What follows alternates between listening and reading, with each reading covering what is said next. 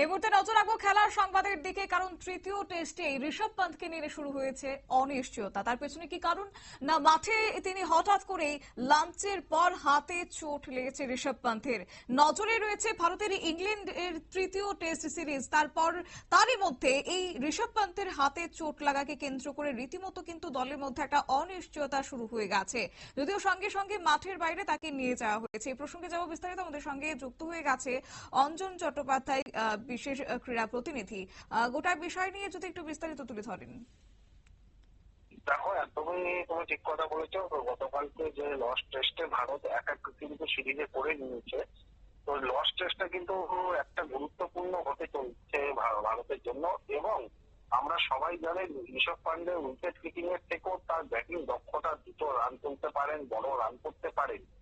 সেখান থেকে দাঁড়িয়ে ঋষভের এই চোটটা কিন্তু একটা চিন্তার কারণ, যে এখনো টিম ম্যানেজমেন্ট করতে কিন্তু জানা যাচ্ছে যে এটা ঋষভকে কিন্তু তারা পর্যবেক্ষণের মধ্যে রেখেছে। আজকে প্রথম ঘন্টা কিন্তু ঋষভকে আমরা উইকেট কিপিং যদি না করতে দেখি, তাহলে কিন্তু বেশ অবাকই হবে এবং চিন্তার কিন্তু ভাঁজ থাকবে এই টেস্টে তিনি ব্যাটিং করতে পারবেন কিনা এবং পরের দুটো টেস্টে তিনি খেলতে পারবেন কিনা, সব মিলিয়ে। তবে যেটা মনে করা হচ্ছে, চোট কিন্তু খুব একটা গুরুতর নয়।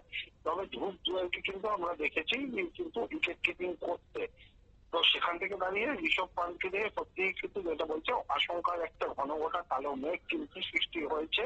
এবং যেভাবে কিন্তু ইংল্যান্ড ব্যাটিং করছে, জো রুট কিন্তু 99 রানের নট আউট আছেন, 1 রান করলেই 17 রান করবেন।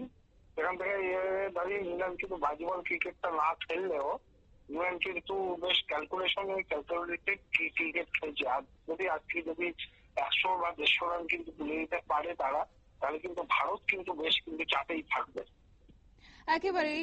তবে সেক্ষেত্রে এই ঋষভ পন্থের বর্তমান অবস্থা কেমন রয়েছে? তিনি কি আদৌ মাঠে নামতে পারবেন পুনরায় সিরিজ চলাকালীন? সেটাই, যেটা আমি এখনই কিছুক্ষণ আগে আলোচনা করলাম, যে তিনি আলোচনা করবে কিনা এখন টিম ম্যানেজমেন্ট থেকে কিছু জানানো হয়নি। তারা কিন্তু পর্যবেক্ষণে রেখেছে, যতক্ষণ যে মাঠে না নামছে তার কিন্তু সেটা প্রেডিক্ট করা কিন্তু সম্ভব না। পুরোটাই কিন্তু টিম ম্যানেজমেন্টের উপর কিন্তু সিদ্ধান্ত দিয়েছে, তারা কিন্তু নজরে রেখেছে।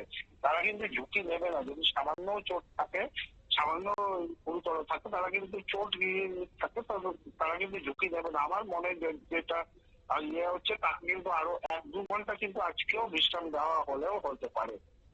তবে এই ঋষভ পন্থের চোট পাওয়া, বিশেষ করে দলের যারা অন্যান্য খেলোয়াড়রা রয়েছে, তাদেরও কি মানসিকভাবে একটা চাপ সৃষ্টি হয়েছে? একদমই, যেটা আমি প্রথমেই বলে দিলাম, যেটা হচ্ছে যে ঋষভ পান্ত দলের একটা কার্যকরী ক্রিকেটার। তাই ব্যাটিং দক্ষতা আমরা সবাই জানি।